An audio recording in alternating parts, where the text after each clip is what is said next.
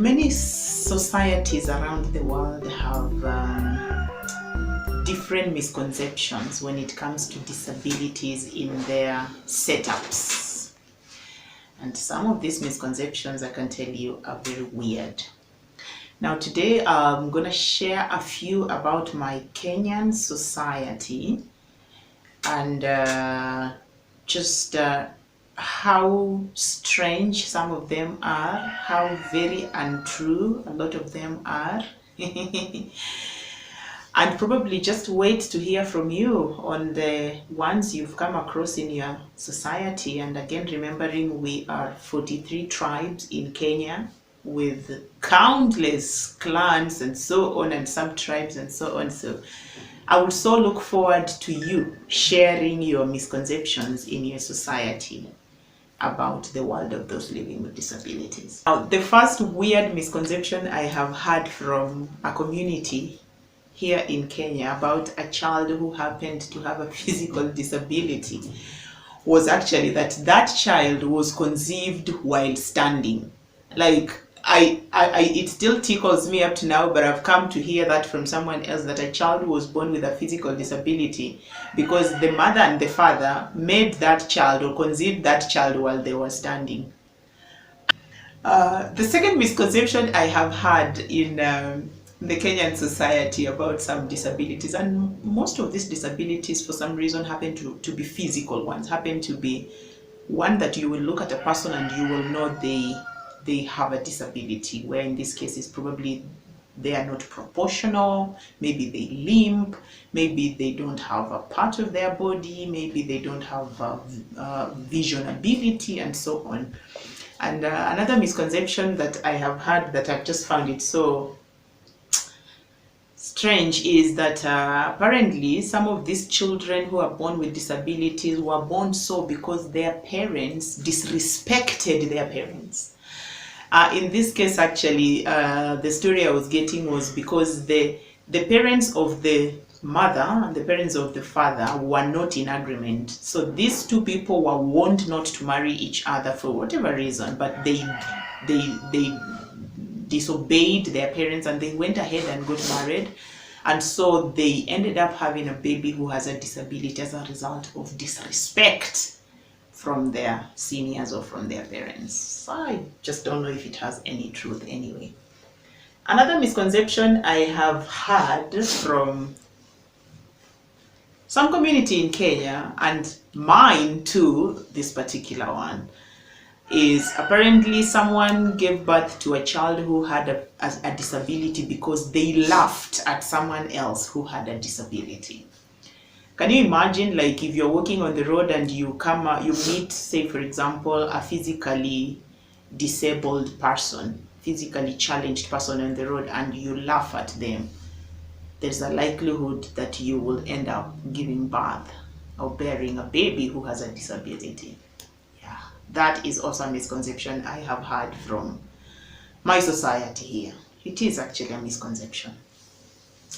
Another one was that apparently a child was born with a disability because one of the parents or the surviving parents moved on so fast and married, settled down very fast after they lost their spouse. Very weird, right? Apparently this story was this couple who were married for a while and had their children and so on. So at some point the wife died. Now apparently this husband moved on so fast and settled down with another woman almost immediately after he buried his wife, and they sired a baby.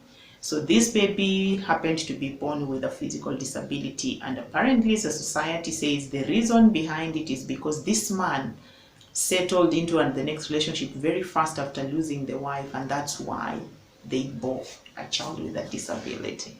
Again, some misconception, it has no science basis.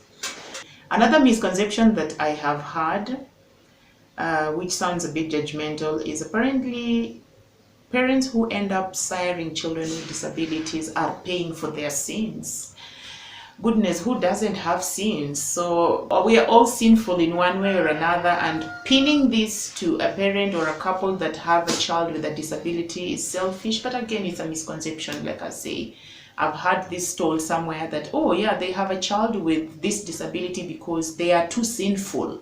They're paying for their sins. They are paying for their bad lives and so on, which I think is not true. It's a misconception. We are all sinners. Just the fact that I've not committed the same sin as yours doesn't make me any holier.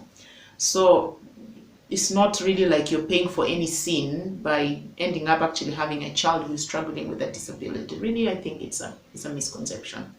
Another misconception I have come across in my society is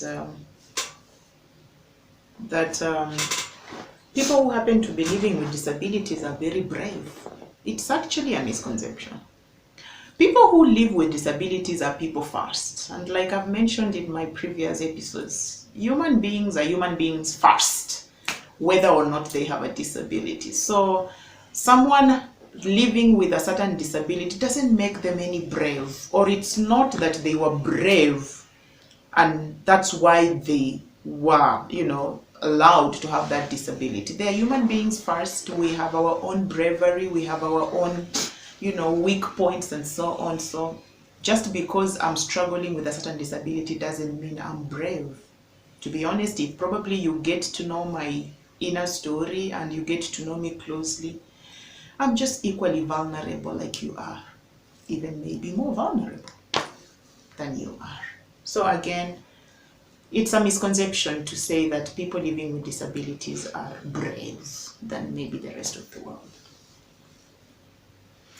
Another misconception that I see a lot, and especially in cities and in towns, if I can call it, is it's a very wrong misconception, and it's actually offensive, that it's okay to use an accessible parking spot or a bathroom for persons living with disabilities if it's not occupied.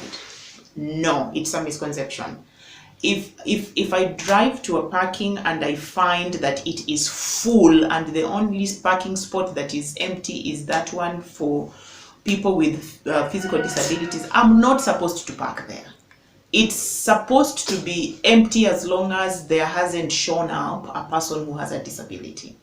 So this thing of, oh yeah, it was empty, so I just thought of parking there, is a wrong misconception, and it needs to stop.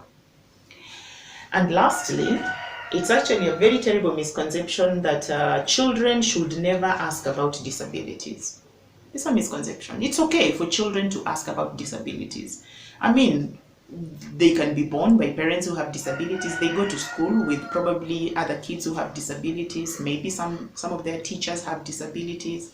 Kids will come across people with disabilities in restaurants, in malls, and so on. So it's okay for children to ask about disabilities. It's not wrong.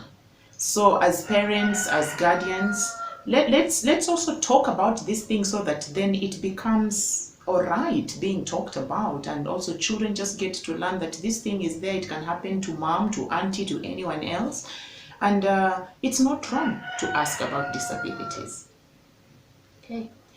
Thank you very much, guys. Please share some of your misconceptions from your communities, from your experiences that you've come across that you just found so, maybe annoying, so strange, so terrible that you are glad now are misconceptions, or now you will be glad to help someone know that they're misconceptions. And please share your experience on how you have gone about it, because especially from my perspective, especially from my community, my society in Kenya, we have lots of misconceptions, and they need to be dissolved so that then we base our ways of treating and handling these people who happen to have disabilities from a point of facts and truths, and not from a point of misconception. Thanks for your time, and I look forward to reading from you. Once again, hit the subscribe button if you haven't, and put on your notification bell so that every time I upload any of these episodes, you are the first one to know. And let's keep sharing this information so that we can empower everyone around us.